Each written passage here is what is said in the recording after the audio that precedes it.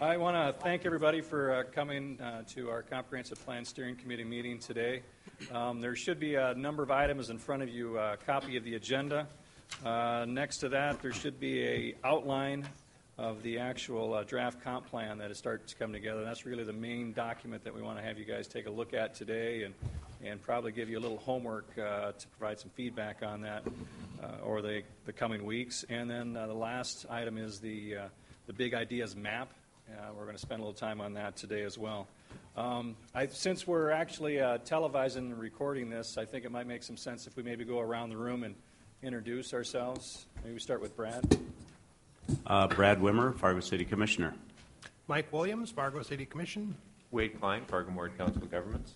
Jan Alfred Stewart with the Planning Commission in Fargo. Bob Stein, Planning Department. Kim Satrowski, Planning Department. Brenda Derrig, Engineering Department. Eric Dodds, A2S. Bruce Grubb, Enterprise Director, Sewer, Water, Garbage. Pat Zaverill, City Administrator.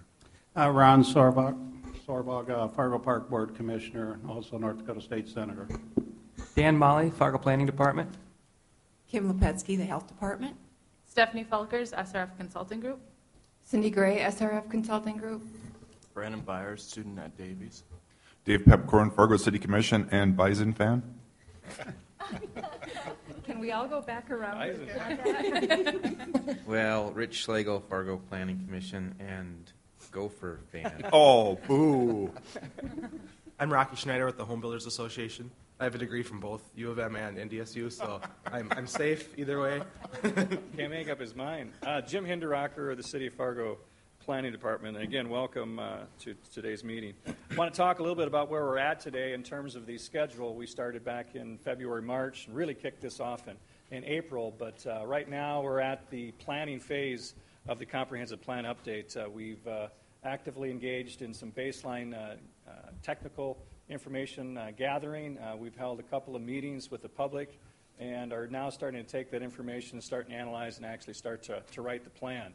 A big part of today's discussion is to take a look at a lot of those comments and ideas, key initiatives that have been presented to date, and start to actually provide some feedback and some direction in terms of whether or not we're in the right path. And so that's a big part where we're at. If you take a look at this chart that we have up, we do have another meeting scheduled for the public in December. That's actually, I think, based on the fact that our main lead for the consultant team, Stephen Hardy, is actually expecting a baby in the middle of November. We may actually push that out to January, so we might be looking at a January, February instead of the December, January that you see on the chart there. But I think we're still on track. Well, what I really want to talk about today is we've had a couple of those meetings. The first one was back in June 23rd. The second one that we finished up was on September 22nd. And the next one that we're going to have is coming up in December. In addition to that, we've had a lot of discussion on the Mind Mixer site. The June 23rd meeting, was really happy about that. We probably had about 100 people in attendance. And the thing that I like most is we really had a diverse mix of people that attended that meeting. We had young folks, we had older folks. I think we had the socioeconomic classes represented. And it was a really good balance, and we had a lot of feedback at that meeting. The meeting that we had on September 22nd, again, we had good turnout. We probably had about 100 people. My only critique to that meeting is we really had a lot of students at that meeting. I know there's a lot of folks from NDSU, and we probably didn't have quite the diverse group that we had at the first meeting, but I still think we got a lot of good feedback and information from that meeting.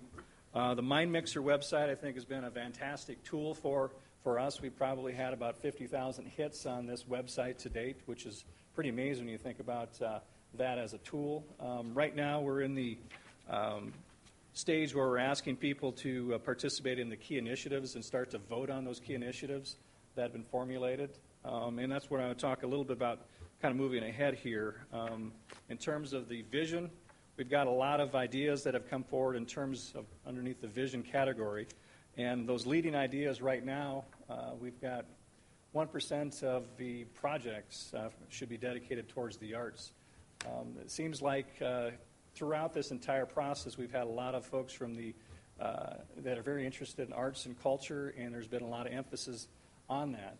One of the things I think is important as we start to talk about this is whether or not something like a 1% is actually realistic, and what can we extrapolate from those comments and the fact that this is really kind of leading the vision in terms of ideas.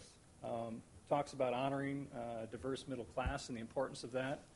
I think one that is circled there on the bottom, the Riverfront Dream, basically doing something with the downtown and having more involvement with the river itself. So that's some of the visioning ideas that are leading the chart right now. Under flood mitigation, some of the leading ideas there really have to do with building the diversion. That's one of those that are right up on the top. Fargo, life's a beach. I think that's a catchphrase that we've all heard, and we can get Mike to comment on a little bit on that. But this idea of creating parks and bridges as flood protection, I think we're hearing a lot of people interested in going that route. Housing in neighborhoods, looking at the idea of having walkable neighborhoods. I think that has kind of been a theme that's been presented throughout all the comments that were received, and it's clear that's leading the big ideas list itself. Also start looking at maybe mixing up the neighborhoods, having diverse housing types, a mix of uses. Not exactly sure the snowgate on snowplow. That seems a little specific, but that's got 24 points to date. So just some ideas. How are the points? Only 2 comments, but 24 points. How do they correlate? In terms of the points, it's based on the, be honest with you, I guess I'm not 100% sure. Maybe I could ask Stephanie or Cindy in terms of the point valuation per on MindMixer, you have the ability to second an idea and comment on an idea. And since the comments could sway either way in a positive or negative note towards the general vision, the points are based solely on seconds. So that second button is meant for people who agree or support that idea. Is it a one-to-one, do you know? I believe so. Yeah, it's 1-to-1. And sometimes you'll see an item that has a low point score, but it might have a high comment score, which meant that I think in most cases when you go back and read those comments, it meant that people chose to comment on the idea, but they didn't support it. They didn't choose to second it. So there was something about it that they didn't like or that they didn't agree with. So if they seconded it, are they a comment also? Sometimes, oftentimes. The top one only got 2 comments, so they must have had a ton of seconds. Right. I think people just, whoever wrote up the idea just covered it adequately with their idea when they described it. So unless people had something specific to add to that, they just seconded it and didn't add a comment. In other cases where you see a lot of comments, people were building on the idea. They said, hey, I like this, then let's also, consider this. And they just there's just a building, or in fact, in some cases, it's kind of really valuable to go read those comments because you can see a series of a discussion that the idea sort of evolves as the comments took place. I think, to maybe add to that, the ability of this particular tool to engage in a conversation, because you're allowed to make comments when you actually come on there and maybe talk about that particular idea that's been introduced, and it gets that conversation going. So I think we've seen some of that that's taken place, so I think that's a good thing. Going down to transportation and infrastructure, a lot to do with supporting the use of bike lanes, use of bicycles themselves. Make sure that Fargo is designed to be a bicycle city. That's clearly been something that we're hearing an awful lot about. This idea, I think, just having a multimodal community is something that we've heard a lot about from a lot of the folks, not only from MindMixer, but from the public meetings as well. In addition to the public meetings that we've had and the MindMixer site, staff has actually gone out and met with a lot of different service clubs, the Home Builders Association, the Chamber of Commerce, and really are trying to pull comments, ideas from those groups as well, encourage them to be on the MindMixer site. One of the things that I want to talk about at the end of this particular meeting today is we've actually generated a survey for the home builders and for the Chamber of Commerce members, trying to make sure that we get maybe a little more balance in terms of people engaged in the process. Right now, I would say it's maybe a little more skewed towards the folks that are interested in a lot of the arts and culture.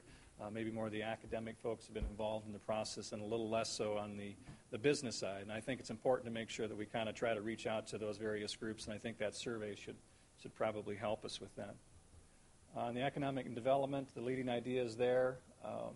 invest in beautification as an economic development strategy is one of the ideas that's really kind of come up to the top. Talk a little bit about design standards and making sure that we have a good-looking community. The idea of having some type of a festival or winter festival downtown. A lot of the things I've heard in terms of embracing our cold weather and making that a positive instead of a negative, and looking at doing things that could be year-round activity. And one of the things that a little later on in the presentation talked about a community-wide trail, actually encouraging people to be out skiing and those kind of things. And so winter activities, I think, is an idea that is kind of permeating throughout the entire document. This idea of creating a university hospital biomedical research center was 18. So you just an idea of some of the things that we're looking at in terms of priorities in terms of economic development. You get on the land use and urban design side. Aesthetic appeal. Again, you're hearing that kind of theme there, that it's important that we have a good-looking community. A lot of comments about the issues that concern with sprawl. The one thing I do want to point out, and that's why I mentioned that we are wanting to reach out to the home builders and to the Chamber of Commerce, is that I would say the majority of the folks that are commenting on the Mind Mixer side are probably more, the folks interested in the arts, culture, maybe folks that are a little more on the academic side. And I think we need to make sure that we've got some balance with that. When I've talked to the home builders and gone out and talked to that group and to the Chamber of Commerce, there's a lot of interest in making sure that we've got a plan that continues to support our suburban development, a lot of the housing that we actually have in place, and that the plan, one of the critiques that I've heard is that a lot of the comments that are on the Mind Mixer may be a little misbalanced. And I think that's important for this group to actually have a conversation about that and what is that balance that we need to ultimately have in terms of infill versus maybe what we're traditionally seeing in the city of Fargo. On the energy side, the idea of supporting a smart grid. Heard a lot of conversation about making sure that we support wind, solar, geothermal, doing things that would wind up reducing the energy consumption. Parade of green homes, I thought that was an interesting concept that we'd actually focus on that and talk about innovative ideas, the wind centers. So there's just a few ideas that you're seeing there that are coming out. Healthy foods, healthy lifestyles, access to healthy foods, make our community walkable. Again, this is really, some of these, there's a lot of crossover.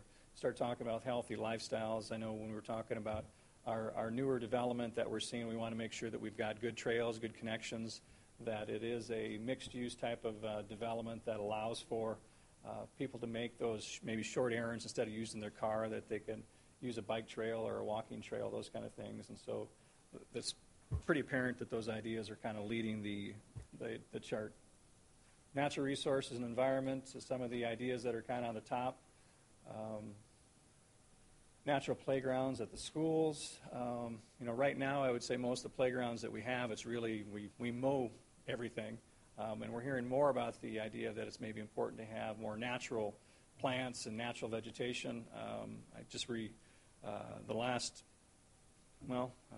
several months we've been talking a lot about the whole issue with river setbacks and making sure that we are out of harm's way in terms of building properties that are too close to the river, slumpage, those kind of things. And this whole idea of natural vegetation, I think, is something that's very important. And so, again, you kind of see some overlap with some of these. The idea of more trees. We're currently working on a tree preservation ordinance, and I think there's a lot of discussion about that, and we understand the importance of that. The Boulevard Rain Gardens. So just an idea of some of the comments that we've heard. What I want to get into now is making sure that you kind of understand how the comprehensive plan is starting to be shaped up.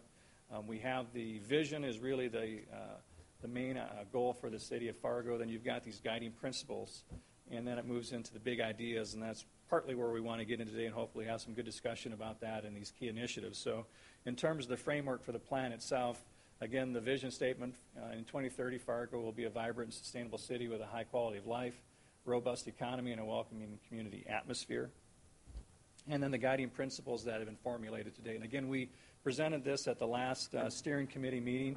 There were a couple of comments that we got, and we made some revisions to that. But what I really want to make sure people see here is that, are we on the right track? Are there things about this particular set of guiding principles that should be altered in some ways? So I'm very interested in some feedback. If you've got comments today, by all means, let us know what those are. If you're wanting to look at this as you move forward over the next few weeks and months, by all means, bring that information back to us, and we can start to modify these some. But my guess is these are probably getting pretty close to finalized.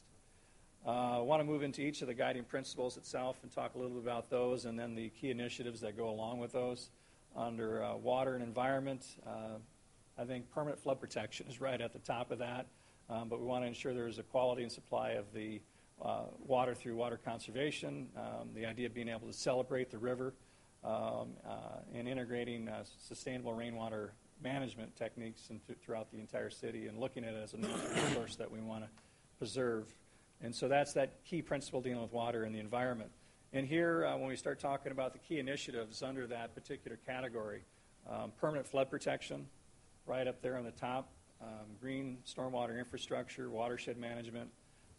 You can see some of the other ones that are on there. But these are the key initiatives based on the comments that were received from the Mind Mixer, from the public meetings, from the technical committee that we've been involved with, a lot of the meetings that we've been out with and talking to other stakeholders in our communities. When we start talking about water and environment, those are the key initiatives.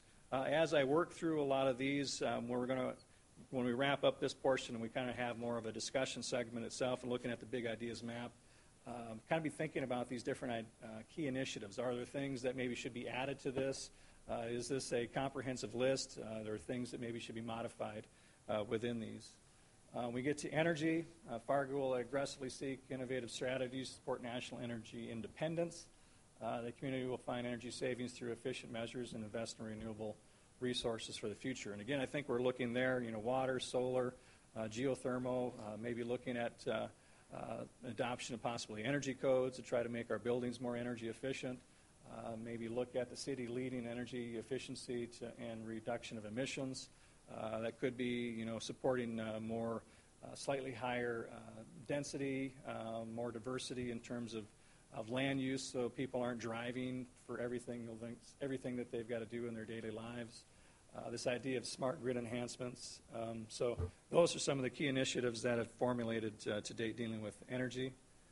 Under health, and this idea of encouraging healthy choices to improve the health of our residents, year-round recreation, access to healthy foods, quality health care. Some of those key initiatives that have started to shape up, we're specifically dealing with this idea of a citywide trail loop. I mentioned that before. It's kind of interesting how much people want to use these types of systems in the wintertime. And myself, since I've been in Fargo now 5-6 years, I'm amazed how many people are outside when it's crazy cold outside. I'm always amazed by that and how much our trails, in fact, are used. So I think that's one of the things that's very important. The idea of healthy food, availability of healthy foods. I know I've had a lot of conversations with people that are interested in community gardens and I guess policies that support that type of thing. Year-round recreational opportunities, kind of talk a little bit about that, and then access to quality health care. Under the transportation guiding principle, looking at really to not just focus on the cars. I think the city has done a great job in years past focus on the car, and I think we've actually done a good job also dealing with alternative modes of transportation with walking, biking, our transit system. But clearly what we're hearing from people is that we need to continue to bolster that and encourage more walking, biking, transit. Part of that I know for myself, looking at this from a land use side of things, is the idea that wherever you're at in town, there's maybe things that you can wind up doing in your neighborhood that you don't have to get in your car to go do. I mean, maybe you can walk down to the store, maybe you can walk down to a park or the school or whatever it may be, that there's actually some destinations from where you're at in your particular neighborhood. So we're hearing a lot more about that, and I think the importance of making those investments in our community support those multi-modes of transportation. Those key initiatives, bicycle pedestrian infrastructure, improving transit, transportation linkages across the Red River, vehicle access downtown. We still have the discussion about the one-way to two-way conversion. One of the things I wanted to point out, and probably some of you have seen this, if you take a look at the Mind Mixer site and some of the comments at the public meetings that we had, is the idea of having a a light rail in our community.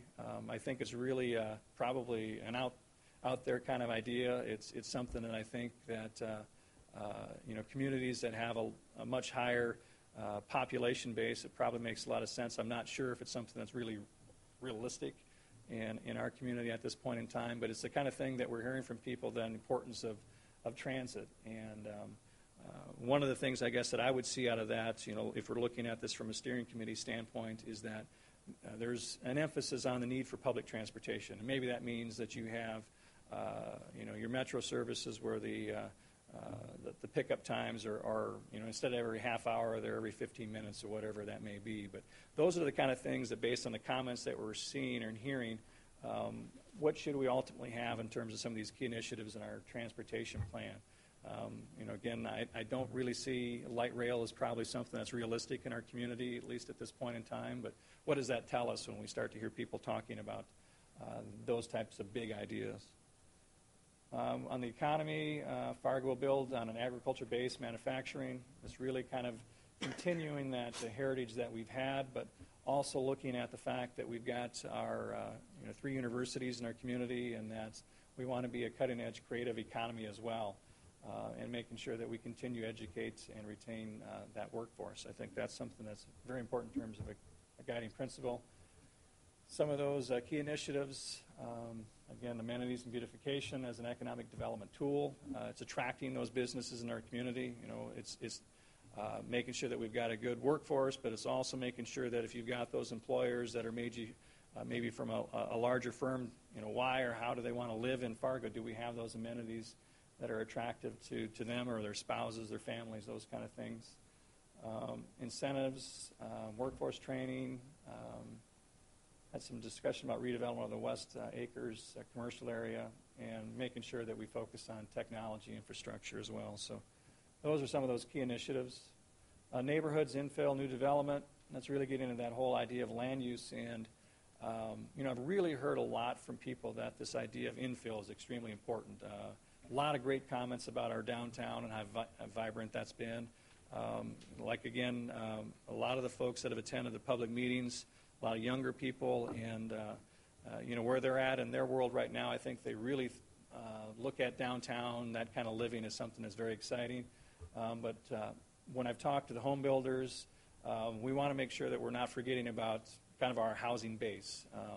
And so I know that's something that we want to take a look at in terms of a key initiative. But we're also encouraging, promoting infill development, trying to increase density overall. I think that idea of increasing density just a little bit will help us in a lot of these different things across the board, for making sure that we've got better connections to different types of land uses, saving energy. You don't have to drive as much. Things are maybe a little closer. You maybe live, work, and play in closer to proximity than maybe what you've had in the past. So some of the initiatives, promoting infill, making sure that we continue to have high-quality, affordable housing, and a near-end issue, this idea of design standards. And I think that really becomes important the more compact that we are, if we're trying to have something that's a little more dense, or especially if we're trying to mix land uses. Design standards, I think, become even more apparent and more important. Housing for new Americans, low-income residents, it's something that, even though we've had a very strong economy and probably the rents in terms of income are probably better here than anywhere across the nation, it's still something I think we need to make sure that we've got those segments of our community covered, as well as in terms of their housing needs. Had a lot of comments about historic preservations.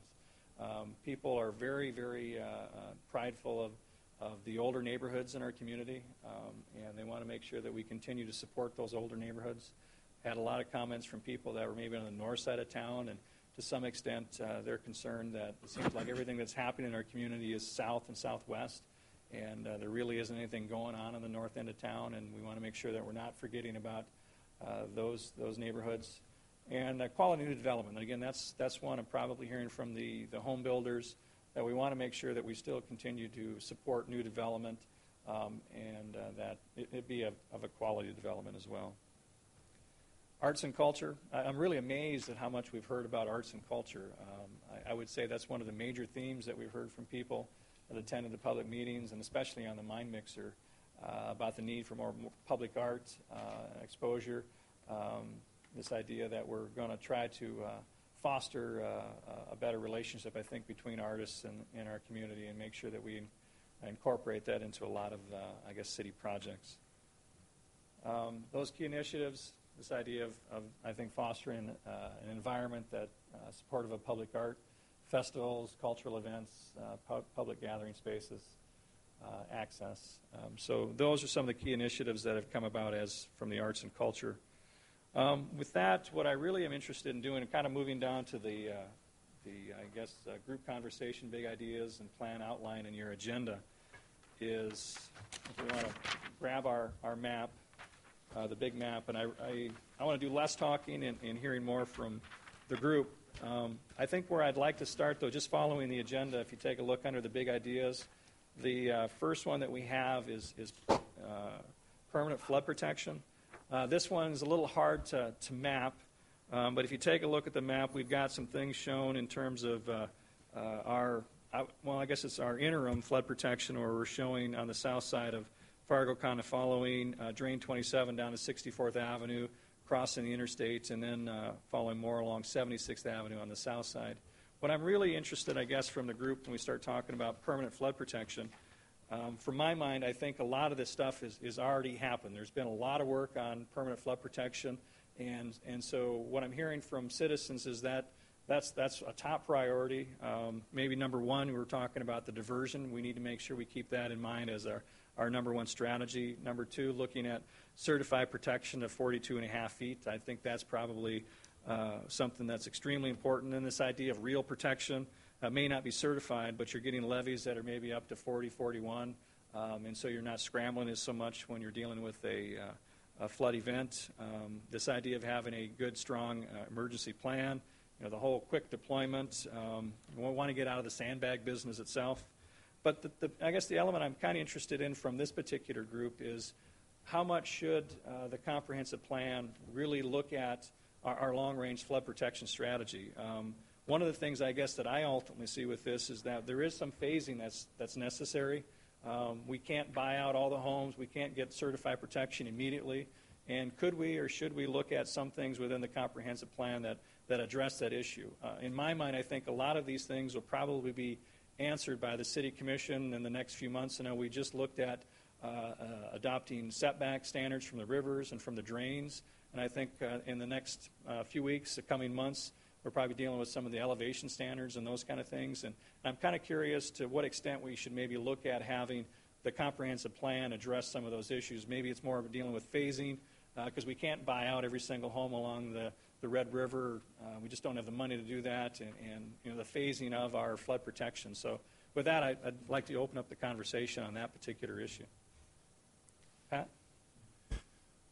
Well, of course, we've had lots of discussions on this, but I think that in terms of a comprehensive plan, we can have more than one strategy. And I think the strategy that we should embrace in a comprehensive plan is that we're going to have permanent flood protection. Now, whether we have the diversion, that's the overall goal, but that's a long-term strategy.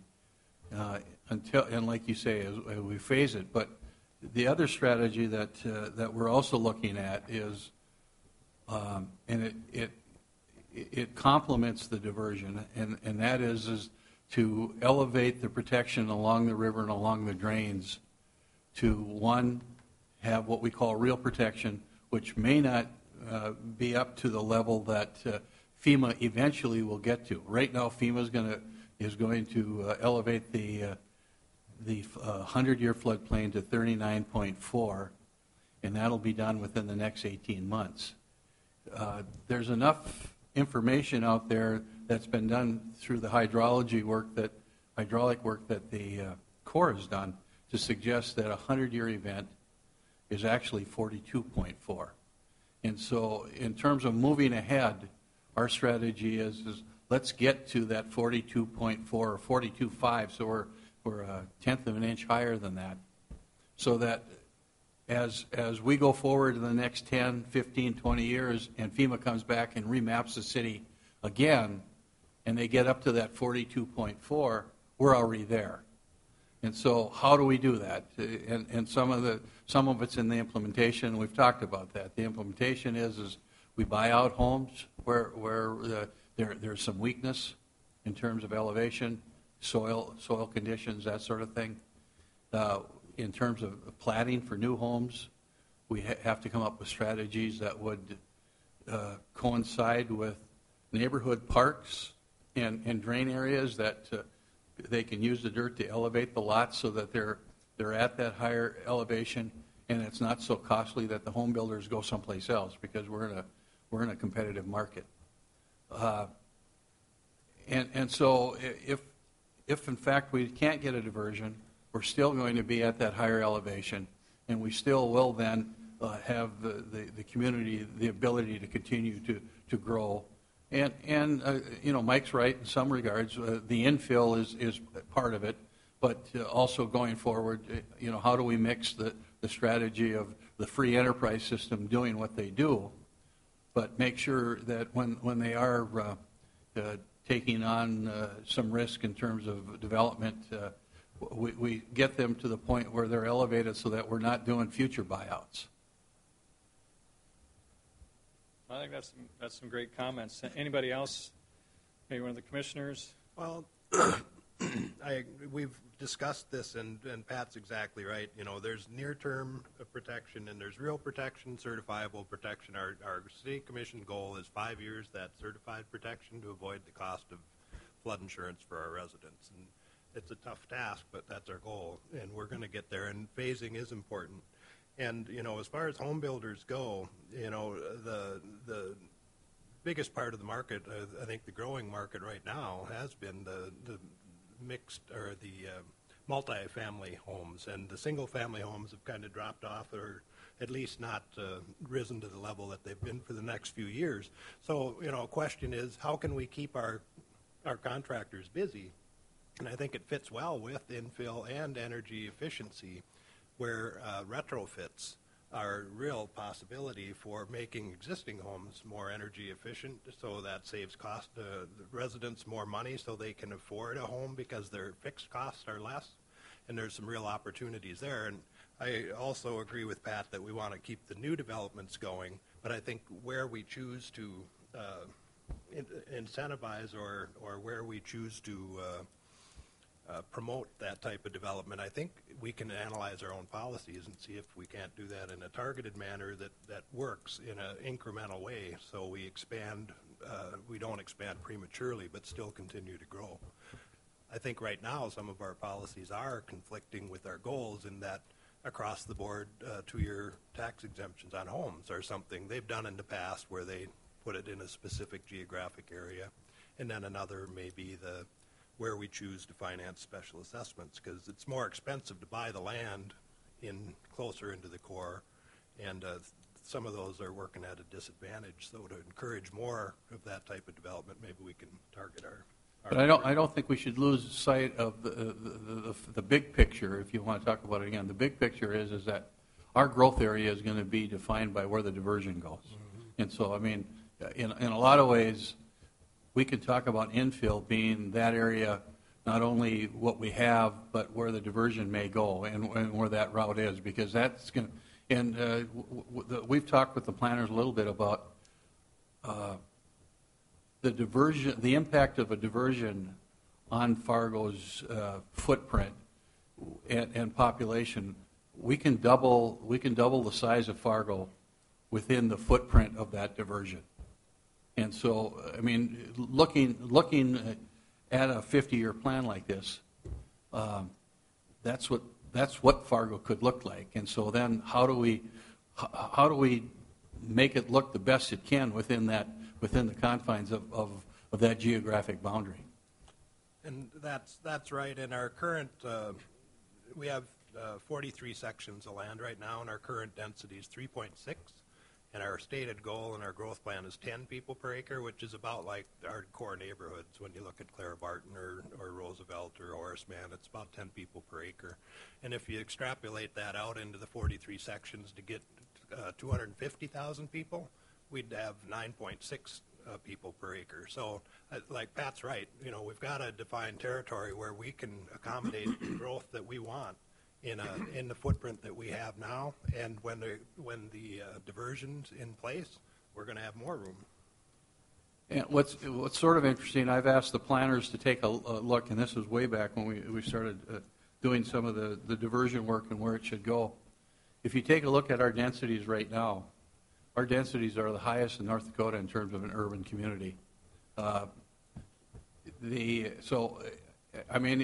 the broader scale of the state and the region, we're doing pretty good with densities. I know Mike would like us to get better, and I think we can. But on the other hand, we've always been criticized for having too many apartment houses versus single family. We're at about 56-44, thereabouts. That's probably quite European. I think that's maybe we'll continue to be like that because of our population, where we've got lots of young and the aging population, where people want to come in and retire here because of the medical and all the other things. So I think that again, let's not be too tight in our observations of how much we can grow. But I think that diversion route will kind of set the stage for us. Can I make a comment? Representing the home builders here, there's a lot of talk about where home builders should build and where you want them to build, but home builders don't usually decide that. It's usually the consumers that decide where they want to live, and some do want to live downtown. I like the older neighborhoods. At one point I almost bought a condo downtown, but I'd never live in a new neighborhood. Some of my best friends, though, don't want anywhere near downtown. They like living out in the newer areas. They like a new house. And so we heard last Friday at a speaker that Moorhead brought in, several of us were there, talked about density and all that, but they basically said that you have to provide choice. You have to provide both, because not all the citizens of Fargo want the same thing. And so I think that's one thing when you consider this. A lot of people like a certain idea, but the one critique I have of this website is there's no way to dislike an idea. So those ideas could be just highly contentious ideas. Some of the ideas that I wrote down, water park and light rail, they're very popular on there for a lot of seconds, but do you really think that there's not the same number of people that probably go, that's not a good idea for our money? There probably are. Maybe those issues that are liked a lot or seconded are highly contentious issues. So, there could be a lot of people that like them, but there could be just as many citizens out there not liking them, but there's no way to show it. And so I think one thing to go on with those big ideas, just think they're big ideas. They're not the most liked ideas. There's just a lot of contentious around them. So, I understand what Mike's saying about infill. It's very important. We all know that. But like Pat said, we're all infill at this point. We're going to live in a bowl here pretty soon as the diversion gets built. And that's going to be the reality that we all face. And Fargo's in a contentious market. Fortunately, people want to live in Fargo. It's the hub. It's where people want to live. And I think people will keep flocking to Fargo, but at some point it gets very expensive in Fargo with the new elevations and everything else. And so that's just what we're working on a strategy to see how we can minimize that too, because we understand that you can't have the entire protection level if you're going to elevate your entire lot to be the burden of a homeowner, and especially if the type of housing that we're looking for, it would be a mix of starter home and some modest workable housing. You can't put that entire burden of flood protection on those subdivisions. Mr. Lineberger's the presenter that Rocky was speaking about, and I think he gave a really good presentation. It was well-rounded, and that's exactly what he did say. It's not either or, and they're not mutually exclusive. Infill and new development is not mutually exclusive, but land use can be a common goal. And so, when you ask, a lot of times I hear from the builders and Rocky that it's the market that's determining this. And that's my point about where do we incentivize? When we're incentivizing regardless where you build, is that helping with land use? And then are the added costs for delivering services being reconciled? Are the people that are creating that added cost of delivering services like fire, police, forestry, and along with the roads, are those people paying the added cost for that in less efficient development? So I think that we can all get to where we're talking about. I think we have a lot of consensus here. It's just a matter of, okay, so how do we get to these identified goals? Jim? Yeah, Cindy. one of the things we've talked about as a team with city staff, as a consultant team with city staff, is, we've had a lot of conversation too about how to address this, and I know, like Pat said, you have it amongst city staff, and so one of the things we've talked about is would it be valuable as a strategy of the plan, or could the plan be used as a tool to help people visualize these, this whatever neighborhood style is needed to do what Pat was saying, where you're elevating the homes to get them out of the floodplain, out of the 100-year floodplain, and you're using, the fill for your fill. You're using what's coming out of the ground for the stormwater detention, and that all works into how the parks are designed for stormwater retention or rain gardens or whatever. And would it, in the minds of the steering committee, I guess one of the things that would be helpful to know is, would it be valuable if the plan served to kind of help visualize some of that with graphics, or and it could be done at a couple different densities, just to not just single family, but some mixed use, that kind of thing. And I guess we've talked about that, but we haven't quite known where the timing of the plan would come in with respect to other efforts that are being made with the flood protection along the river and the drains and things like that. Yeah, I think that's a great comment. To me, there's been a tremendous amount of work that's been done in terms of dealing with flood mitigation and strategy for the city of Fargo, and I don't see this plan really changing any of that. It really is probably the tool to put that policy in writing. Mm-hmm. I think there's an opportunity to actually utilize this to kind of get that information out that has already been formulated, and how best, and maybe that's some graphics that can help visualize that. And again, it's that idea that diversion is the number one strategy, certified protection the next one down, but some of this stuff is phased. And this could be a tool for us to kind of help us actually get, well, what do we mean by phasing? What is that priority? How do we prioritize? And this could be a document that actually, is put together to address that. Is kind of my thought. Well, and along with that, Jim, I see the document more as being supportive of what these other groups are already doing on the diversion, and then what the city is doing internally on these 16 neighborhood projects we've got going, and we're starting to finish, and be supportive of those. And I think the public has been supportive, Pat, of how we're approaching that if the diversion, just worst case scenario, doesn't go, we're still going to be in pretty good shape. We're not going to be as good as we'd like to be with the diversion. And if the diversion goes and we finish our projects, I think then the economic engine just goes full steam ahead at that point. And then we can start planning all these things and being a little creative and moving forward if they both happen, which I'm hopeful they both will. But this document seems to me would be supportive of what we're already pushing forward.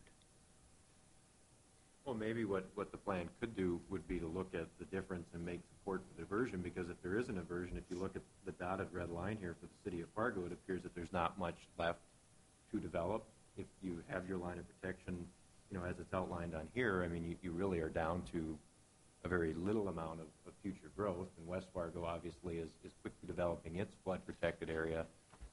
So it seems to me that the plan could make a real good case as to why the diversion is needed, which I think everybody agrees to. But if the diversion for whatever reason weren't going to happen, the amount of land that's available to the city to grow is pretty finite. Well, it is and it isn't. What you have to do then is this other strategy of how you import fill, how you use drainage in a subdivision to elevate the lots. The strategy of, for example, right now we're moving forward with a strategy that would suggest that the top of the curb at the lowest point in the subdivision would be 6 inches lower than 42.4, and all the sidewalks in a new subdivision. Let's talk around Davies High School, and they're in that floodplain. All the sidewalks will be at 42.5, and everything from there going up. And so, we're getting into the details here, but the strategy of where a house sits and how far back from that the footprint of the house will the 100-year flood elevation be?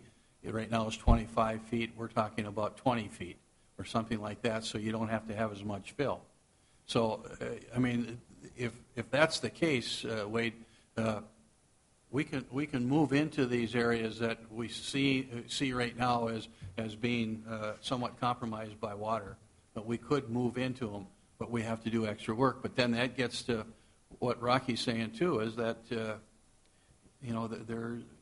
there's the strategy that we have to employ that makes it economical too. So I think we can do it either way. The diversion would make it easier. And I'm glad you're here from Davies, and that's a real learning thing, and it seems to me they should almost have a class out there going on as how we develop around the high school, and obviously there's been some controversy about that entire area, but it's there, and it's going to be there, and it's going to be one of our growth areas, regardless of whether we're for it or not for it or how we've approached it, but it's an interesting how we proceed now with these neighborhoods around Davies and how the school integrates with that. And, I mean, it's a big piece of the puzzle. We're working with the school district right now and trying to develop a curriculum of living with the river. And so trying to develop a culture that kind of works toward all the things you've talked about here, is using the river as a resource and an asset instead of having the fear of a springtime flood is the only reason that you have this river. One of the things that we hoped, I think, to get out of this, at least some of us and the technical committee had talked about, was getting, Jim, idea of the developable areas in a specific footprint, to help us become aware of what the potential is for if we rezone some of these properties. We're heavy in commercial. Maybe are we going to get a result out of this from our consultant? We actually have to have that in order to quantify. I think we got the energy component. I know that's the next thing I want to talk about, so maybe this is a good transition to that, is that in order to establish we have to have a baseline, and we have to know where we're going in terms of being able to save energy. And one of the things we're talking about is maybe utilizing those existing areas right now, or we've got a lot of land that's zoned commercial, and could that be converted to residential, and how much does that actually afford us if we start talking about maybe slightly increase in density, but even at that, whatever that density amount is, I think there's some limitation in terms of how much we've got, but we need to know what those numbers are. And that may help us in terms of strategizing, when we start talking about flood protection. I know Wade mentioned the fact that what we're showing now on the map, well, is that the only line if we don't get the diversion? I don't think that means that it stops necessarily there, but there may be a next phase of that we have to look at, and it employs a lot of these different strategies that we've got for flood protection. But in order to come up and rationally look at this stuff, we've got to have some actual numbers to it so we can quantify to it. So we can't do it without that. So you're absolutely right. When will that happen? That's actually probably the biggest thing we're working on right now as we're starting to write this up, is to actually come up with those exact numbers. We have to have some matrices put in place in order to be able to, again, quantify where we're at and where it is that we want to go to show that we've actually have energy savings. If we're talking about, like, for example, if it's an infill project and we can demonstrate that there's less vehicle miles traveled, we have to be able to quantify that. So, when I look at the guiding principles, I mean, to me, with the possible exception of arts and culture, all of those are to varying degrees, but all of them are dependent upon increasing density.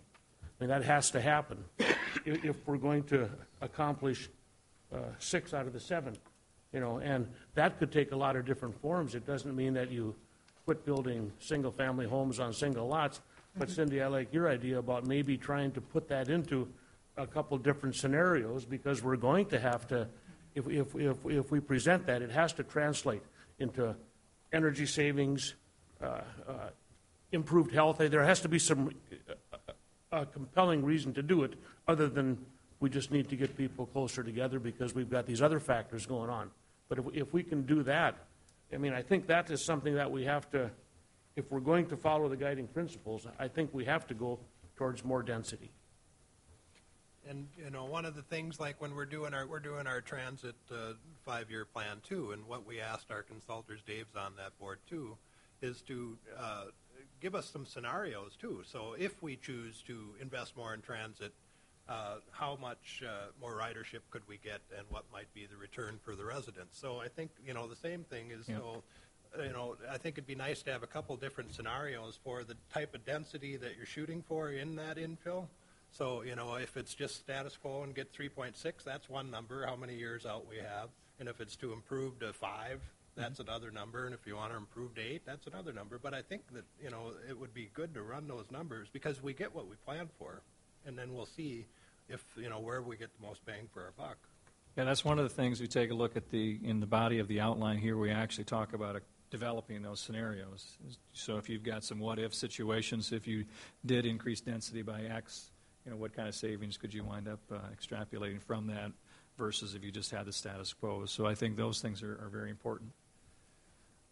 With that, I guess since we're talking about energy efficiency and renewable, maybe we'll go down to that as the next big idea. Under that one, this idea of higher density, I don't think any of these things that we're talking about really work probably without seeing some increase in overall density. And I think everybody that we've talked to are probably in agreement to that. Also looking at mixed use development where you've got jobs maybe in closer proximity to where people are living. Also looking at encouraging construction that's more energy efficient in terms of the buildings. Looking at different modes of transportation, so you, again, having facilities for walking, biking, transit, encouraging policies that are supporting of generation of green energy sources, wind, solar, geothermal, those kind of things. And I guess I'm just kind of curious what folks are maybe thinking in terms of the key ideas that we've talked about. We've got some of those listed on the big ideas map on the lower left-hand corner of that map, but I guess I'm just curious what folks are thinking. Can I make a quick comment, Jim? One of the things that concerns me is there's lots of awesome ideas, and they're really great, but at the end of the day, you have to figure out how you're going to pay for them. And to me, what I'd like to do is include it somehow. Are you willing to whatever? Because, you can come up with lots of good ideas if you have an open checkbook, but, that's our challenge as a city commission. It's like you can come up with lots of concepts, but unless you have money to pay for them, they're just ideas. And so to give you an example, like energy conservation, that's an awesome thing. And like wind energy and solar is awesome, but the cost per kilowatt hour is 10 to 100 times what we're paying now.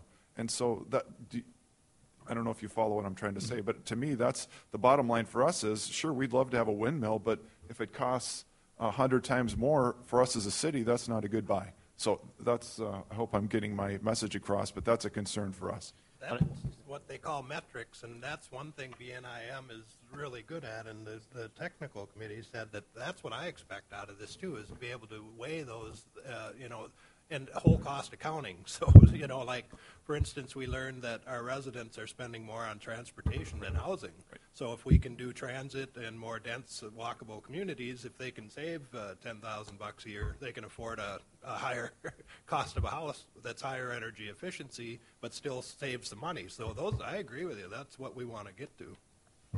And I'm interested to hear from Bruce. A lot of these ideas are going to go through, staff and department heads and Ron from the park board. A lot of these are park related. Just quality of life issues. A lot of the things and yeah, does the park board have the funding for those, or is there a different mechanism that we're going to use for some of these? And once we get all these ideas on the table, as Dave said, we're going to almost have to quantify what they cost and then to change the priority list a little bit. But well, to touch on the park, I think all of you are part of the system and how the park works with the cities and schools, and not to be negative, but we basically follow in. The planning puts together the picture, if it's reasonable, what we've been doing. And to expand into new areas, it pays for itself. That isn't an issue. So I don't think there would be an issue unless these ideas are so extreme or large that then you get into affordable issue, and then it might be difficult. But however, I think for a park, and it's obvious, if we expand like we have, it's much easier. It's awfully hard to do park property, as we've seen, into the downtown area. Or as you increase the density, it's going to be awfully hard to do park property because the property gets so much more valuable, and there's not near room. So it definitely needs to be thought about and how it mixes in. But I just think the park district in the future will do like it's done. It'll follow the city planning and what's required to be there. And I guess there's a lot of pieces to the puzzle, whether they can afford it or not, but hopefully they'll be able to.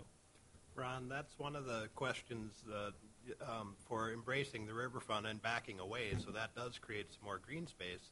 We may not have one thing that's been considered is maybe a riverfront authority in a specific region, like maybe in just a downtown area or something, like what they have up at the Forks in Winnipeg. I don't know. The green space that you abandon for flooding is very complicated, which you know too, because obviously we're not allowed to build there, nor would we want to build there. So how many acres do you need of just grass? And then and I'm not saying that in a negative sense, but and what's the use become of that too? I mean, there's been a resistance in the park to take too much of that, if we have to maintain it, if it can become natural because of the costs. But once you get that greenways, it's a nice concept, but you better plan something outside of it if you're going to make it for entertainment that you can build and feed into it, because that's grass, and that's like all it Grand is. And Forks and Winnipeg it's both- pretty limited what you can do. Right. So the natural playground, like Grand Forks has done with theirs, it's floodable. Everything there is floodable. You know it's going to flood. Oh, when you want to build absolutely. those But there's a limit how much you can do that's just floodable. Right. And that's why, things like, we've got the downtown right here, and then you also have that. But, that's the idea of kind of integrating those, so we know we can't use it during the flood. And I can speak only myself, but I think from a park aspect, we like downtown. I mean, we partnered in up an Island Bike. It wasn't much, but it was trying to help get some type of grass or green space down here. It's so limited outside of Island Park. And so I would think there would be, if it's affordable, wanting to join in even more, dense property. Well, and we're going to have more of that riverfront property greening up than we've ever seen in the next 5 years. We're going to have a lot of this property available. But that's where it going to be becomes critical. What is it going to be? Well, I think we're going to have to be creative and figure something out, whether it's... Because I think it's important as a lot goes into the natural stuff and natural preservation and not maintained, because it gets awfully costly maintaining it, too. Well, and we know, Bruce and I have gone, every time we tear something down, we get the neighbors are up, and what are you going to do with it? Who's going to take care of it? We don't want all these weeds and crap, and then we've had that from Rose Creek to River Drive to every neighborhood has been concerned. We had a nasty letter from former park commissioner on what that land up by her house looks like, and they're all concerned what's going to happen to these areas. I'm kind of curious, we talked about increase in density, more mixed use. I think there's just natural energy savings that you're going to wind up seeing with that. But you look at some of the key initiatives, it talks about city leading energy efficiency.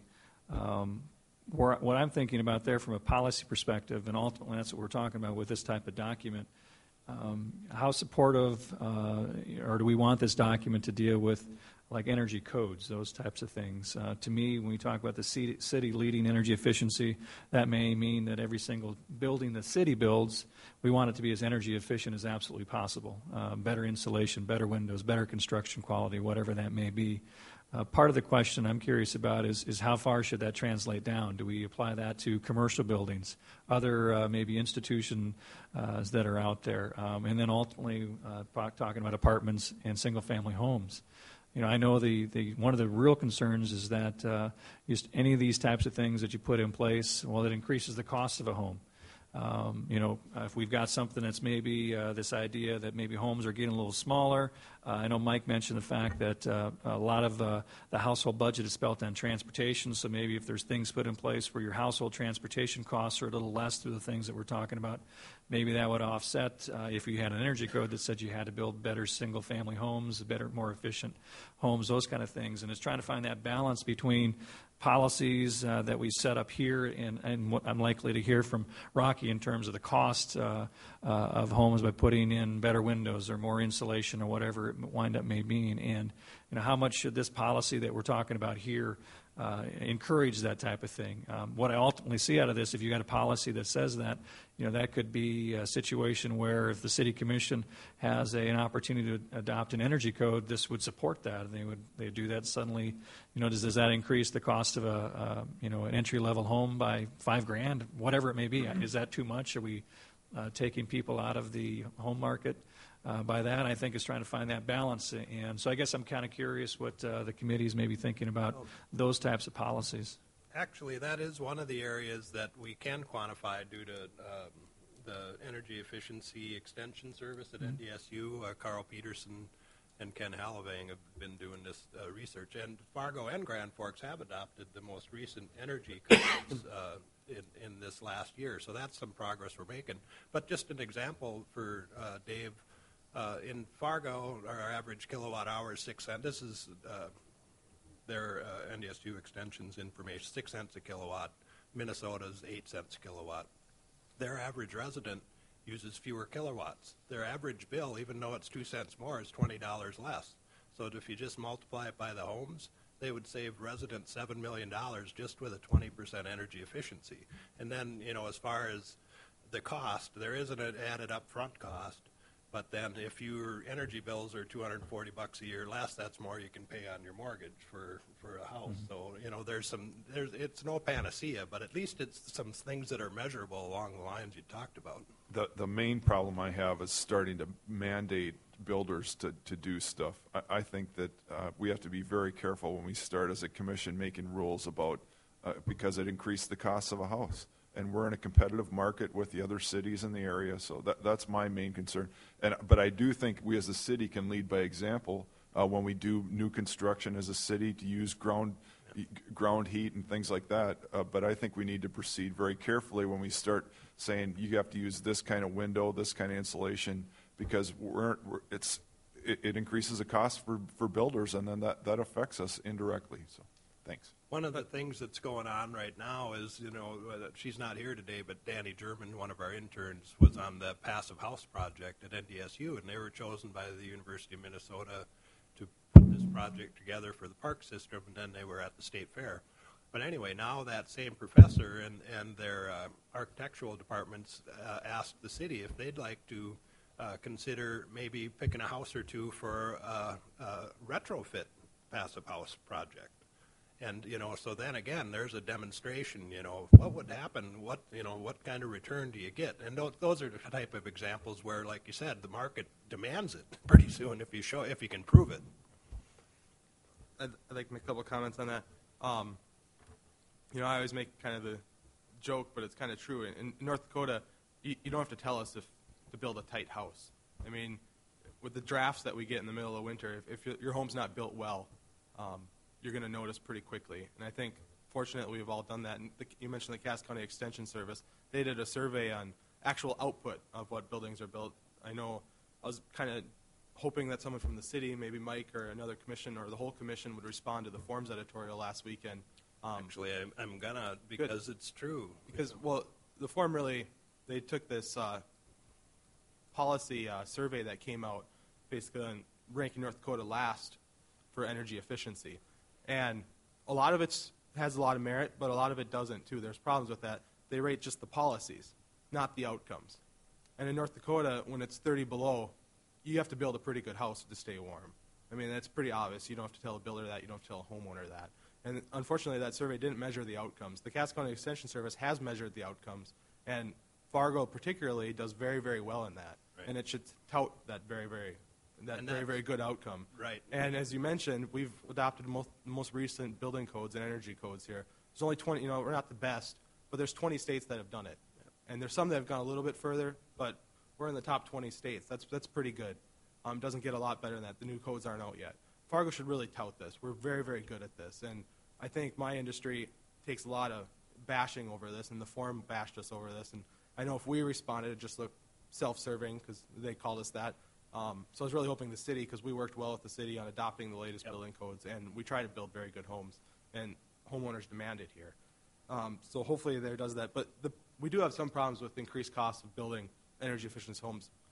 It's not so much the increased cost, because what we always say is there's a level playing field. As long as everyone has to build that way, that's what the cost of housing is. Everyone has to compete with that.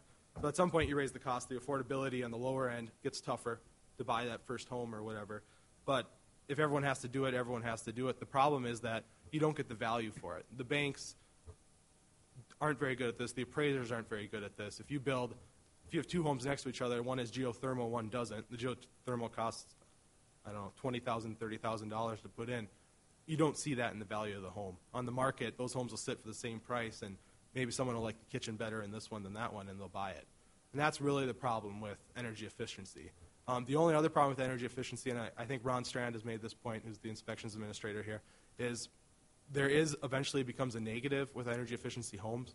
If you build them too tight, there's really air quality standards that are much more dangerous than the savings on energy. So you can build a home that's very, very energy efficiency and costs very little to heat and everything else, but it's so tight that the air quality on the inside, there's no air exchange, and you can't air exchange very well in the middle of winter here without having to heat it and adding to the cost. And so you're basically just killing yourself by staying in your home. We already have that problem here.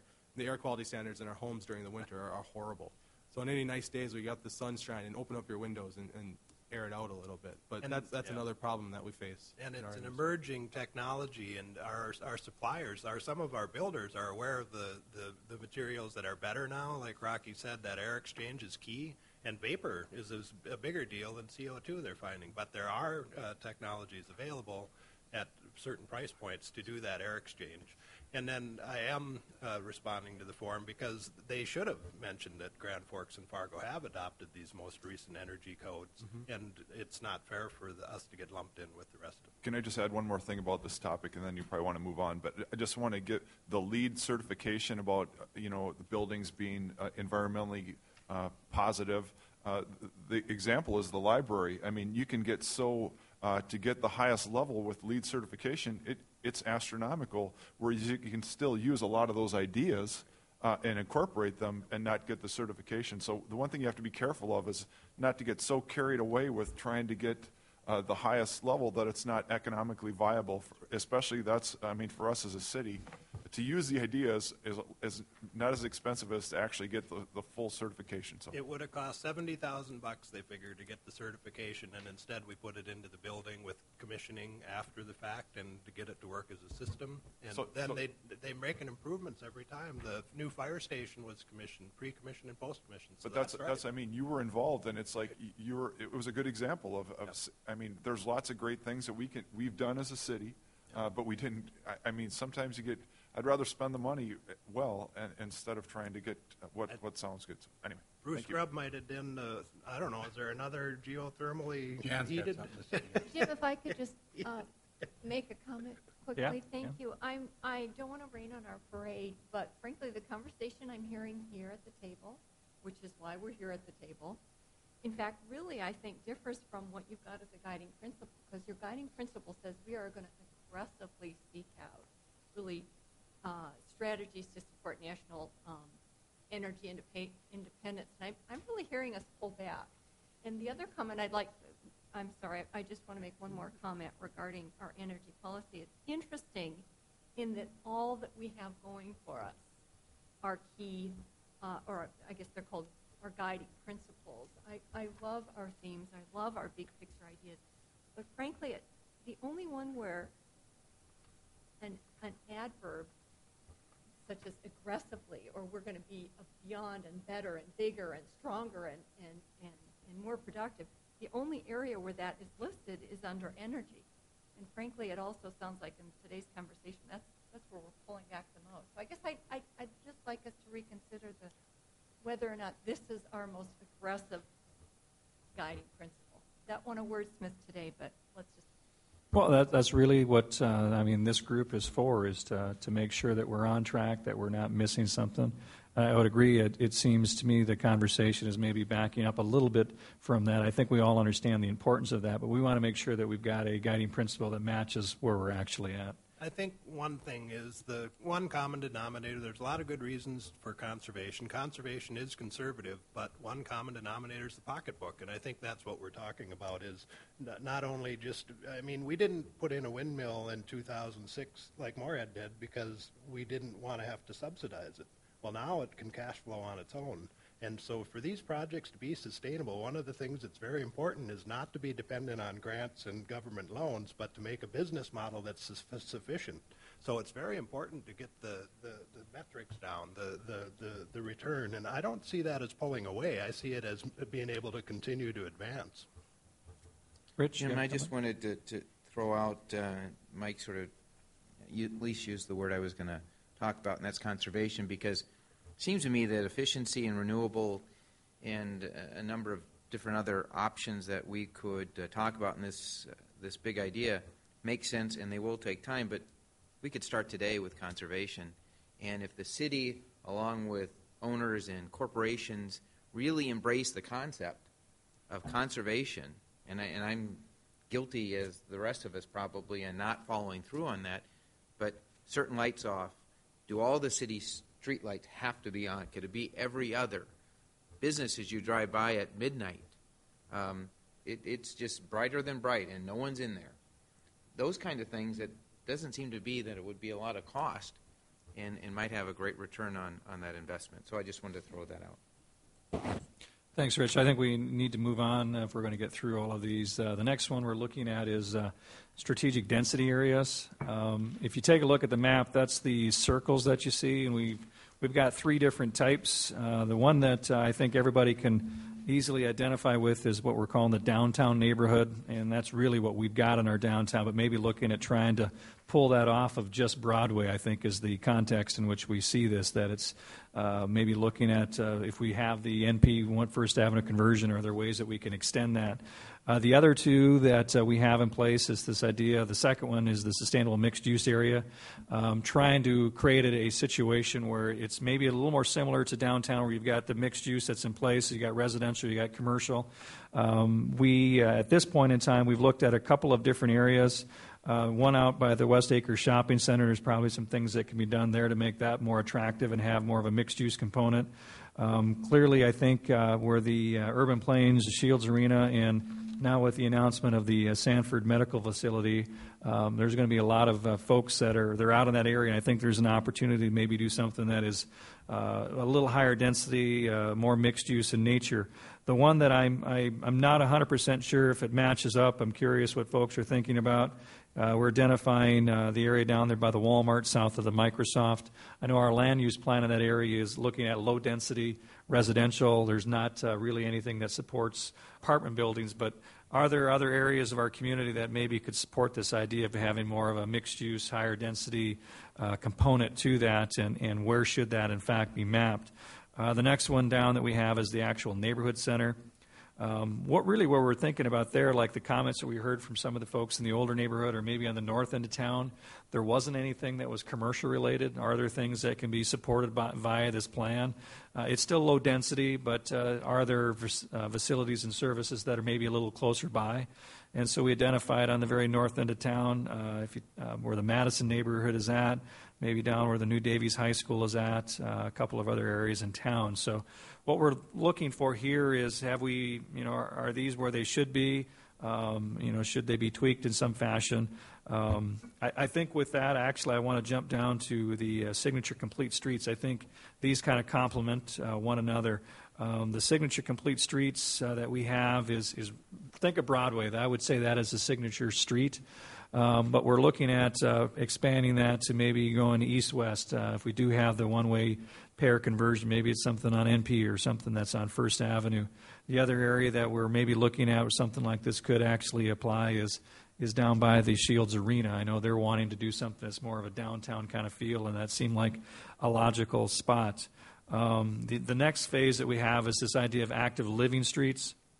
Really what we're looking at here is with all of our streets, we actually had more of these to begin with, and we wanted all of our streets to have multimodal capabilities to those, but we didn't want to have a line on every single street that we have in town. And so really our first level that we have is supportive of all of those, that whether it be transit, biking, pedestrians, or those kind of things in place. Clearly your local street, you really don't need much there. It's quiet enough that you can ride bike on the street. You don't need bike lanes, those kind of things. But with these active living streets, what we're looking at here is trying to make these maybe the preferred route. If you're going to have on-street on-street bike lanes that probably would apply here.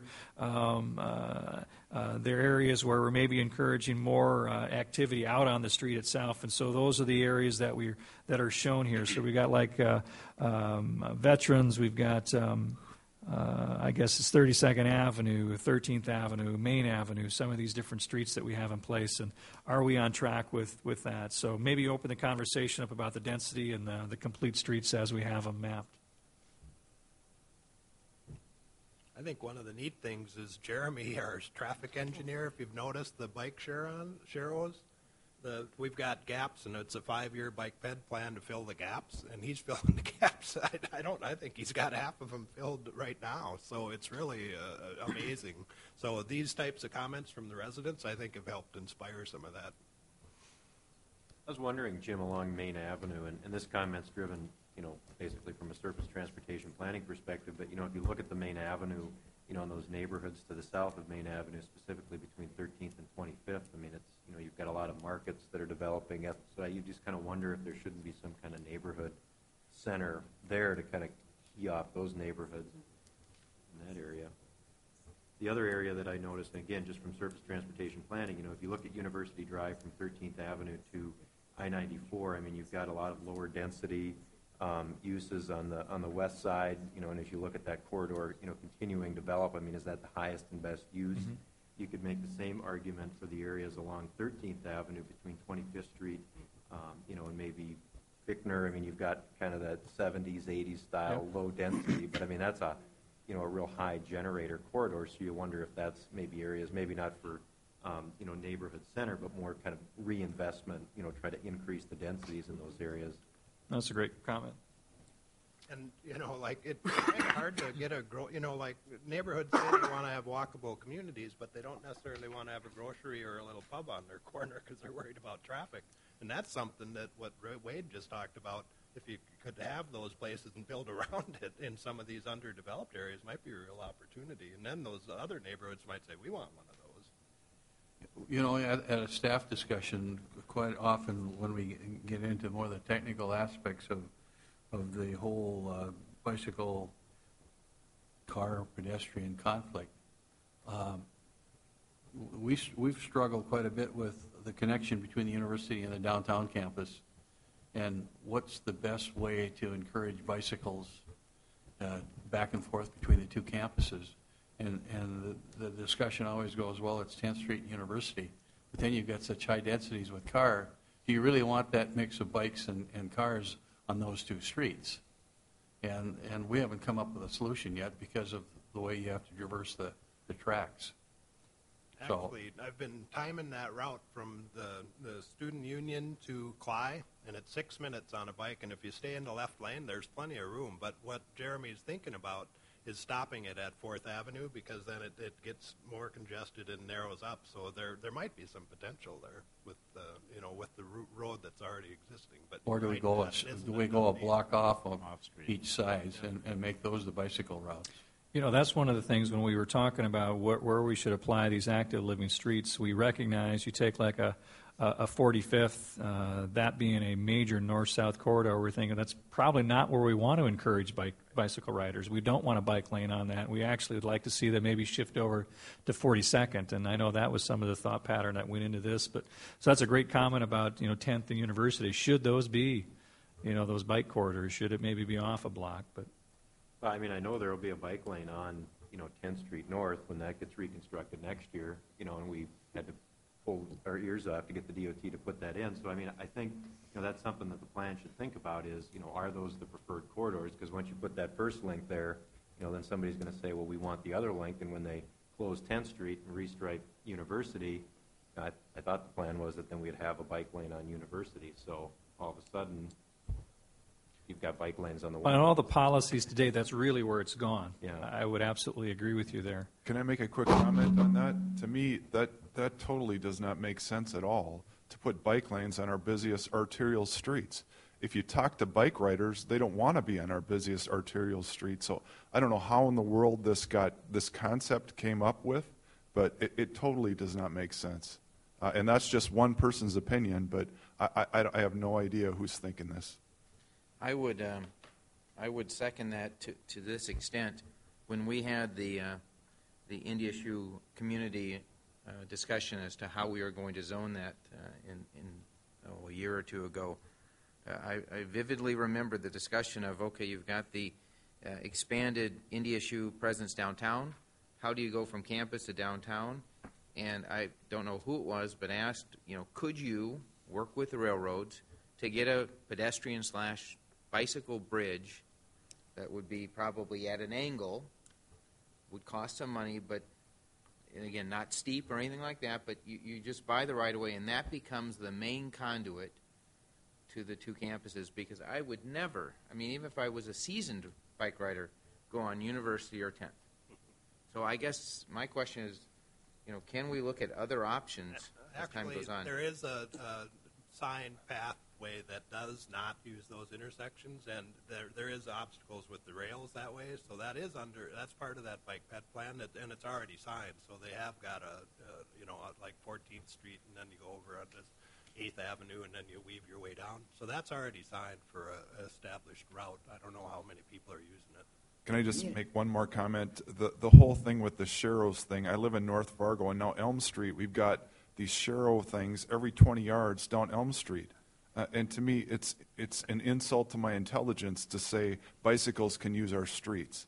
I have a real problem with that. If someone wants to use their own money, God bless them, but they're using our tax money, and to me, it's just ridiculous. That I need to be reminded that bicycles can use our streets, that's an insult to my intelligence. Actually, well, I think we can have this discussion another time at Traffic Tech or at the MetroCog. But, Minneapolis was in the same position we're at right now 10 years ago, and now they're ranked one of the highest. And I think one of the things is just that awareness that we're sharing the road. So, but that's not new, Mike. The bikes can ride on the streets. That's right. That's not. And I agree that I think we have great connections, and they're called streets for bikes to ride on. Right. To have this whole political tactic that we need to have separate bike everything is I don't buy it. So that's okay. I apologize Pat, for everyone to getting change this up. One of the Main Avenue, and is there a way that that's one of our corridors that I think we just honestly need to concentrate on? You talk about all the corridors, and from I don't know where, but somewhere along the mix as you move west, it just deteriorates. And we've got a biking, walking, beautification, arts, something to make it from I-29 to downtown. It should be a main concern for us. We have it on aesthetics. We do have it on the for rehab. We do have it on the states because it's a state aid plan. Which one is it? Not me. It might be yours. That's a bugger. Oh, I see. That's why you told me to sit here.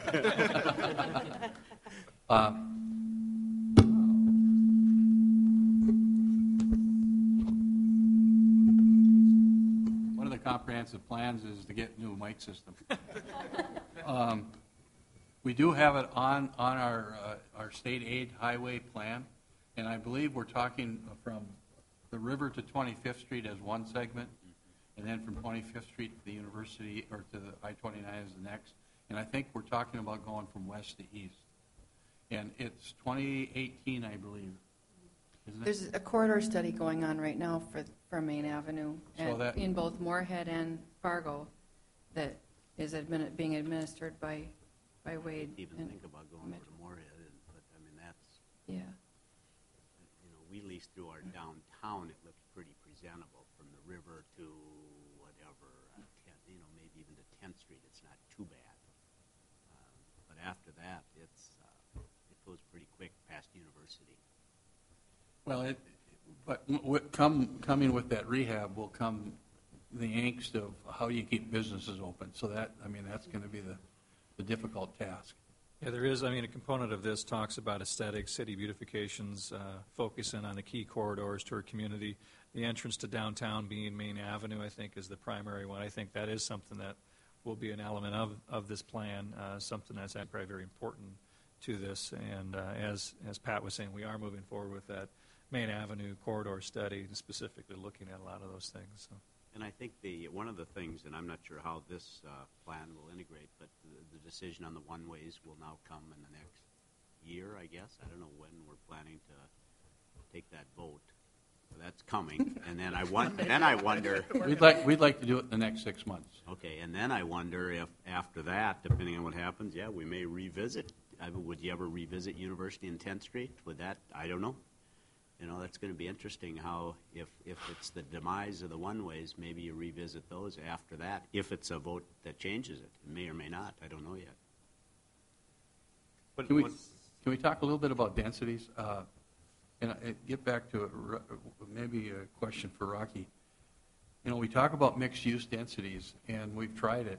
And Steve Stoner is the developer, and he's still a little frustrated because it's not caught on, and that's on 40th Avenue and about 42nd Street. And it sure looks good. And I'd like to live there if it was someplace else, but that's sort of the way it is. But we appear to be putting circles in some areas where the same thing could happen, but I don't know if the market's ready for it. Yeah, and the Woodhaven Plaza, I think it's called. I think it looks really cool, but he's had a lot of struggle both getting residents and businesses there, and I don't know what comes first, those chicken or the egg type thing, but it hasn't worked. And I don't know if it's the way he did it, where it's, people live here, they don't live in tall buildings. And so I think maybe they just don't like living on the second floor in Fargo. Maybe it's something as simple as that, which obviously affects density. We don't have a lot of tall structures here. We're not used to that sort of living. We're used to walking out our front door and onto the sidewalk.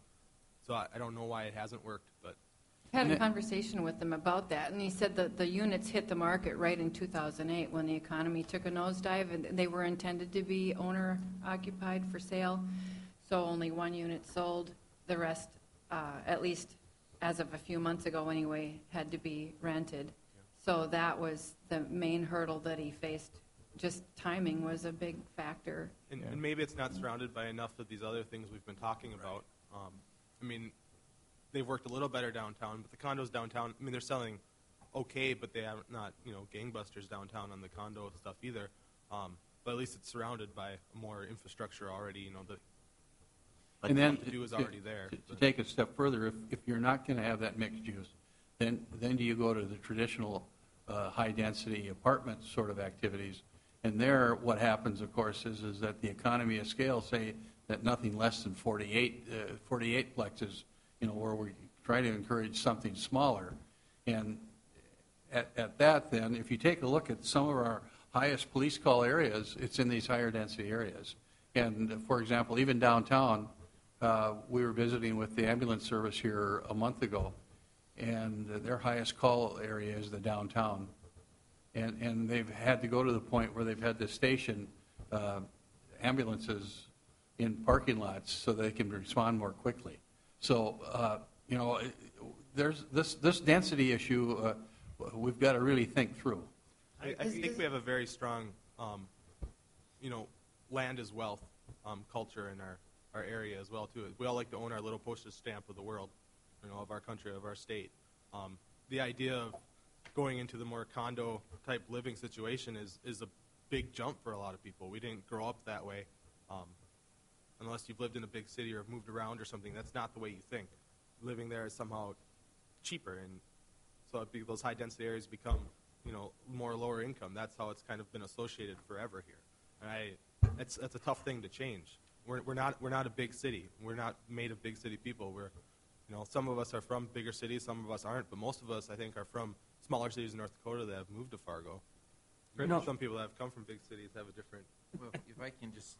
Thank you, Rocky, because I do think that this is one that I have a bit of an opinion on, and that is only that if we allow folks to develop, which is the sort of the spirit of this area, which is okay, but if they decide to develop their land that is some distance from infrastructure, then I think they, along with we, but it's also they, have to determine how is that going to be paid for. In the Twin Cities, where I come from, it is really set boundaries. The Metropolitan Council, or I think the Met Council says, this is where looking at Bruce, this is where the infrastructure is going. And it's going to be there in 2020. And until then, you either can develop your land and have septic systems, or you got to wait. And yet, we sometimes, and I think we've all done a pretty good job sometimes resisting, someone wants to develop way out there, and they want the city or the citizens to pay for infrastructure to get out there. And that's the only thing that I have a concern is sometimes it's too far out. And just following up on the density, I think, we have more apartment owners or renters than homeowners, and that's not necessarily a bad thing. We want a housing choice, like Rocky says. But it doesn't necessarily mean that, we also want integrated neighborhoods. And where our apartments tend to be is units upon units, whole blocks of 100-unit apartments. And those are the areas that have had high calls and high turnover, and they tend to diminish. So, maybe integrating more rental properties, a 48-unit place on an existing block with single family and some other, that's the kind of the idea of mixed use that I get, is that you don't have a whole block of apartment buildings. Maybe you have an apartment building with some single families, some townhomes, and maybe some commercial and office. Just think if you'd have put a 48-plex at Shotwell Commons. Yeah. Wouldn't that be nice? Well, I don't think it would be. I mean, the neighborhood would have become unglued. Just as a little background is where some of these strategic density areas came from. One of the best maps I've seen in this process was the one where we put where the jobs were and then laid it on top of where people were living, and that's where this kind of came from. So I think all that's being presented here, I don't know if we need to fall into all the level of detail that we are today, but is that there are opportunities in these areas to tie some housing into where jobs are. And those may be 48-unit apartments, they may be some townhomes, they may be a mix, but we could identify those parcels. And in some cases, just the opposite. Try to get some jobs or some vitality into areas that are predominantly residential, or where there were some commercial entities that have declined. Yeah. And I think, too, just one of the things about having looked at this issue for some other comprehensive plans, I think it is just a natural factor that when you get higher population, you get more, emergency service calls are usually measured on a per capita basis. So if you have more people living or working in a certain area, you just will have more emergency service calls because that's where the people are, and that's tied to them. And so it's actually considered a benefit when the geography is such that you can get there in a shorter period of time and you're not having to string out with additional stations and additional satellite facilities to serve an area within a short period of time in most cases, most literature that's out there. I'm glad Dan spoke up because it reminded me of something that I've become passionate about. But with locating these jobs next to residential neighborhoods, it's nice, but the problem I'm facing, and I live just north of downtown, just north of the hospital, is on the weekends our neighborhood looks great. 8 to 5 during the weekdays, we're a parking lot.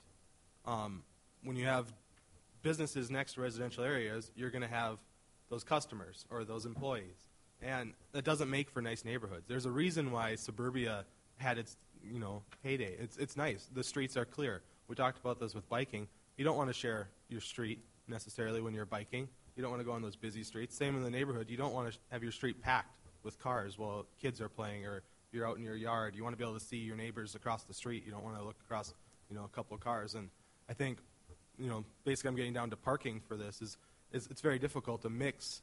It's a nice idea to mix these jobs with neighborhoods, but you're also talking about large parking lots. And people don't want to live next to a parking lot. We can make the argument they don't want to live next to a 48-plex either, but we all know they don't want to live next to a parking lot. And when you mix them, you're going to get parking lots. And so there's a reason why neighborhoods are separated from commercial areas. Sometimes they work well together, and sometimes they don't. And I think in North Fargo right now, I think the City Commission definitely needs to take a look at it. We're working with our neighborhood, and we worked with Dan in planning about some other things. But we've basically become a commercial parking lot for Sanford. It's really unfortunate. But I think that happens when you mix, commercial and residential together. It's a legitimate issue that you're raising, but I think part of the intent that we've got here is encouraging people to live closer to where they're working. So they're actually walking to their job, and they don't need to be driving. Right now, everybody's driving to those areas because they live someplace else. And then that gets into the transportation. Yeah. And the COG's done a good job. They started to track vehicle miles traveled, and it's actually started to go down in Fargo because of multimodal and better transit.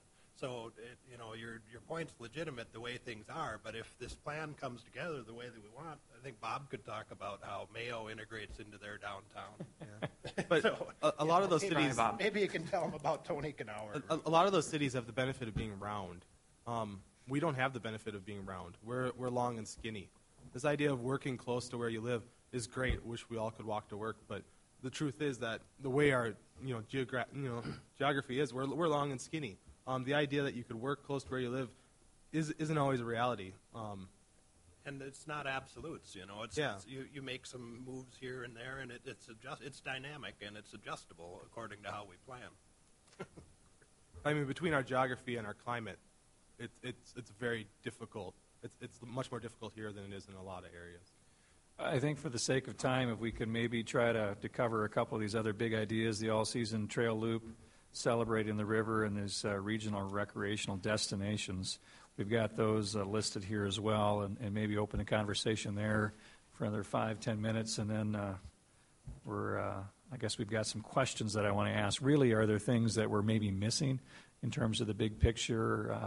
I've got some great notes in terms of, I think, some suggestions, some modifications to these, but any comments on, any comments on those other three big ideas? Jim, I just have a quick question. Where is the all-city season trail? It's the green dotted line. Okay. And how about to the west? Where is it on the west? I see it along the river. Is it the one that just goes down and hits 29? Yeah, so basically on the very west end side, it really just goes around the Osgood area. Okay. And then coming back and then going just north, I guess it'd be 40th Avenue. Okay. And then back to the river. I got it. Thank you. But we have tried to encourage that out through West Fargo into Horace, have we not? Well, I think there's been a lot of discussion, emphasis on trails and right. and connections of those trails. So. The regional centers that we were looking at, I think, is you're looking at like the ball fields on 45th Street, that complex, the Shields Arena. Part of it, too, remember, we had a lot of people talking about winter activities and being outside in the winter activities. Are there spots that we could have there? And I think we've done a reasonable job with the marathon. That's basically a regional activity, and yeah, I think there's other things in the winter. Ron, that was one of the big things in these discussions was more for the park board, more winter, bringing people outdoors more in the winter, and so whether it's more skating, whether it's more of a regional skating, whether it's more of a we just saw the skaters at Rockefeller Center last weekend already. So maybe there's something, again, at Island Park that could be revisited, so you have a city rink or a downtown rink or something again, and somewhere to people just to meet. They want meeting places and they want to be outdoors, whether it's 10 below or whatever. I think it's interesting you say meeting places. I know one of the things that we've got here is this idea of celebrating the river.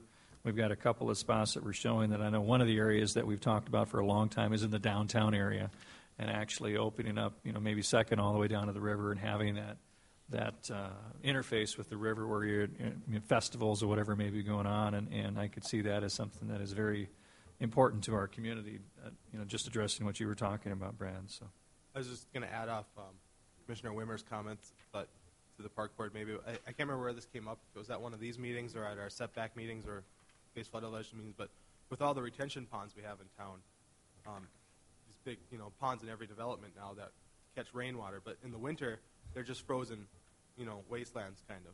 I was wondering if any way the park board could utilize that into a Rockefeller Center type idea that take one of those and make it into a big skating complex or something like that. Would be an interesting idea that came up. I thought was well, I don't know necessarily if they have water in them in the winter because they're supposed to be empty except after. But whether we'd flood it, first of all, would have to see the city, but it'd have to be looked at because what do? You can't just leave water.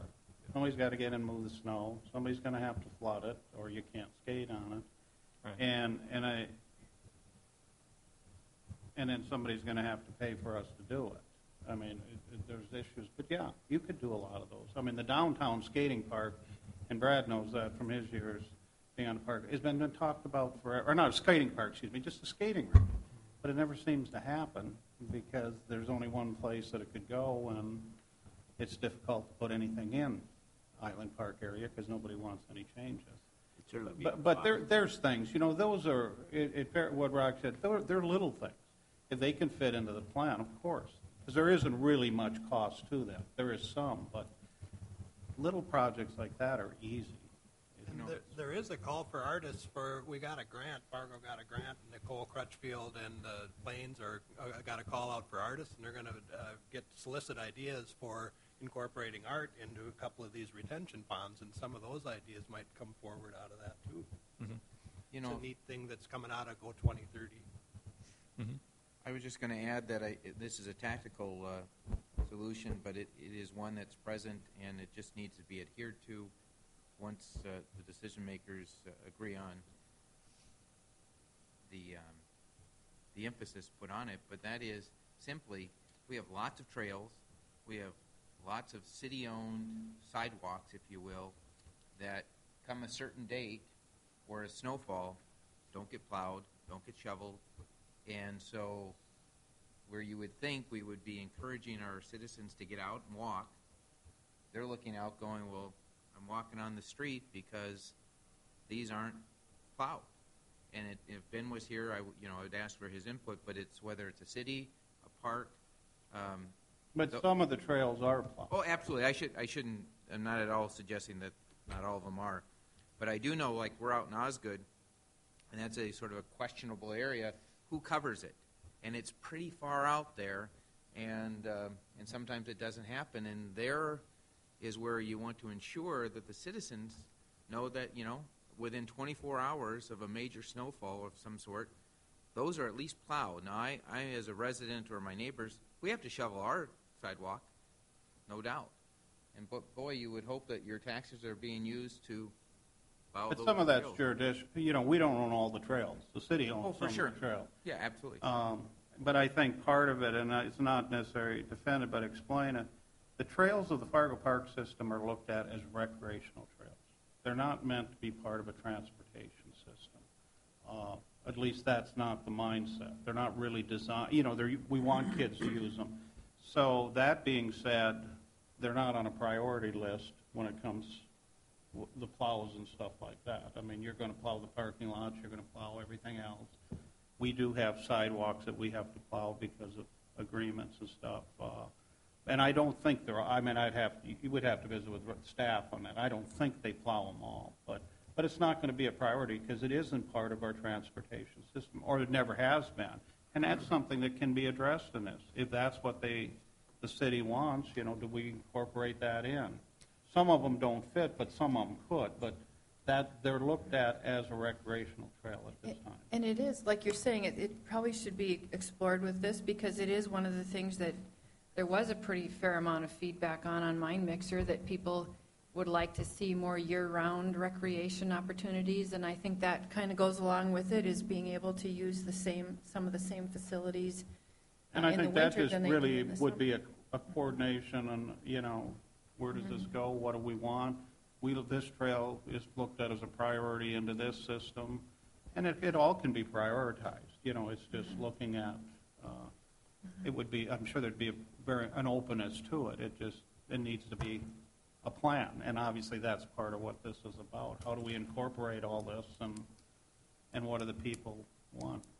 I think Ron makes a good point, and I think that's something we ought to take a look at because, when we look at some of the, what we would call the recreational trails or shared use trails, we really look at them as a transportation asset. So, I think the plan needs to look at that as... Well, you do, but we don't. Exactly. Right, and so, I think that's a gap. Excluding the river ones, we for sure don't, right, because they're closed half the time. Yeah, but I think... But they are transportation for kids. That's why they're community. so designed in the south side to go to the elementary schools and all that. The idea is for children to use them, but... Well, that is one of the comments that we received is that people are also looking for destinations. They love the recreational trails, but that's one of the comments they had is they want it to go someplace too. And so when you have those elements, it is a transportation network as well. So I think it's probably looking at how do we put those two things together. And if you look, and you guys in planning all know that, in the south side, we have quite a network, and it can be tied together. North Fargo is a whole different issue because, I call it near south because it was built before the trail systems were started. But yeah, there's a lot of potential when you get 13th or 32nd, especially 32nd Avenue South. And there's no reason they can't be all mapped and networked in. But It seemed to me one of the overriding comments was the recreation in here. I mean, it was huge. Well, I'm just as an explanation, visiting with Roger Grass, I was at the last public meeting, and his table was mainly with college students talking about they wish they had trails here, and out here. And Roger kept telling we do. They're there. So all these trails they wanted out near their apartments in South Fargo, they're right there. But they don't know they're there. So there's definitely whose fault, I mean, that's probably ours even apart. They don't know they're there. But there is a lot of them out there. Some of it might be those linkages, those gaps or linkages between the downtown area where they spend most of their time and, those older traditional neighborhoods where those facilities weren't really built into the system. And maybe that's something that needs to get looked at is. Well, and I think that's what Jeremy's goal is and that bike ped plan that we're just received was that connectivity, and that's where the sheriffs come in. And, I think it helps identify those routes for people that don't know the city as well as we do. I think it helps, too. With Dave being gone, I'll talk a little more, but first of all, I'll say I agree with Dave on what was done as Elm. That's it's confusing. Well, I think, and they know that. I think it's communication. I just about clipped somebody yesterday coming off a sidewalk on a bike. I mean, I didn't see him. He slammed on the brakes. I slammed on the brakes. He's shooting out of a sidewalk going 20 miles an hour, and he could have been. There was a trail there. He could have been on it, and I think it's again, like you say, these college kids don't know their trails. I think it's an education that we're getting people to know, and one of the overriding factors was we want to be more bikeable. And this is certainly, boom, you see these things, and they're there, and it does keep you, they're in the middle of the road because they want to be able to park cars there also. But I think it's important, and I don't know if it was Pat or who said it, to be careful if we put them on the main corridor, because there is so much traffic. And if you're going to try to promote more traffic onto the main traffic areas, we're developing a problem. There's going to be accidents and stuff. I think everybody wants it, but it's how do we route it and make it work? One of the things in Minneapolis now that they've been increasing their biking is the number of accidents have gone down with more bike activity. So the visibility is very important, not only for the sheriffs, but just to be accustomed that there's going to be a bike on this road at some time. So you're right, it's a culture shift, and it's going to take a lot of time. Well, if I can add, though, I don't think it's as difficult as we might make it out to be. And what I'll use as an example is the cities down by the lakes, Twin Cities, Minneapolis. That is a huge collection point, even for the winter. Okay, unless it is absolutely bitterly cold, you have hundreds and hundreds of people walking around those lakes. Now, we don't have that. While we could have it along the river until it floods, what I'm just trying to suggest is there has to be main trails that we, along with West Fargo and perhaps Morehead, if it crosses the river, just have a commitment that come sort of hell or high water, within a certain number of hours, those are plowed. So most people know that if you want to go for a walk or you want to go for a run, you hit the XYZ trail on this road and this road, and thank God for the city workers or park workers, it's cleared. Now, there are some that will take a few days, or maybe they don't get plowed, but at least the people know that it doesn't get plowed. Well, and I think we've spent a lot of time on this, but the one problem with it in the winter in our trails is the fact it's dark so early. And it's dark along there, and it's a safety issue, too. And I know one of the comments at the public meeting is light them. Well, that is cost prohibitive and probably 8 other million reasons why you wouldn't light, especially your river trails. But the park system especially shuts down at dark. Our parks are closed. So do we want to change that? And who's responsible for, even if we plow them, do you want people in down around the river trails in the night, in the winter?